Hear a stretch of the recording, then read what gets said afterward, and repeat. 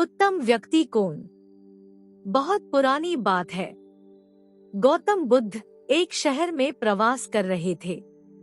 उनके कुछ शिष्य भी उनके साथ थे। उनके शिष्य एक दिन शहर में घूमने निकले तो उस शहर के लोगों ने उन्हें बहुत बुरा भला कहा। शिष्यों को बहुत बुरा लगा और वे वापस लौट गए। गौतम बुद्ध ने जब देखा कि उनके सभी शिष्य बहुत क्रोध में दिख रहे हैं, तो उन्होंने पूछा, क्या बात है, आप सभी इतने तनाव में क्यों दिख रहे हैं? तभी एक शिष्य क्रोध में बोला, हमें यहाँ से तुरंत प्रस्थान करना चाहिए। जब हम बाहर शहर में घूमने गए तो यहाँ के लोगों ने बिना वजह हमें बहुत बुरा भला कहा। जहाँ हमारा सम्मान न हो वहाँ हमें एक पल भी नहीं रहना चाहिए। यहाँ के लोग सिर्फ दुर्व्यवहार के सिवा कुछ जानते ही नहीं हैं। गौतम बुद्ध ने मुस्कुराकर कहा, क्या किसी और जगह पर तुम सद्व्यवहार की अपेक्षा रखते हो? दूसरा शिष्य बोला, इस शहर से तो भले लोग ही होंगे। तब गौतम बुद्ध बोले, किसी जगह को सिर्फ इसलिए छोड़ देना गलत होगा कि वहाँ के लोग दुर्व्यवहार करते हैं। हम तो संत हैं।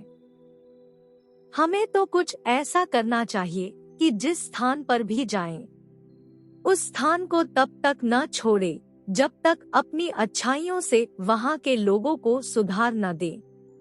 हम जिस भी स्थान पर जाएं, वहाँ के लोगों का कुछ न कुछ भला करके ही वापस लौटें।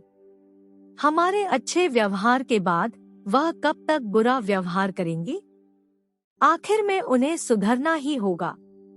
वास्तविकता में संतों का कार्य तो ऐसे लोगों को सुधारना ही होता है। सही चुनौती वो है जब हम विपरीत परिस्थितियों में खुद को साबित कर सकें। ये सभी बातें सुनकर बुद्ध के प्रिय शिष्य आनंद ने प्रश्न किया, उत्तम व्यक्ति किसे कहते हैं? इस पर बुद्ध ने जवाब दिया, जिस प्रकार युद्ध में बढ़ता हुआ हाथी चारों तरफ के तीर सहते हुए भी आगे बढ़ता जाता है, ठीक उसी तरह उत्तम व्यक्ति भी दूसरों के अपशब्दों को सहते हुए अपना कार्य करता रहता है। खुद को वश में करने वाले प्राणी से उत्तम कोई और नहीं हो सकता।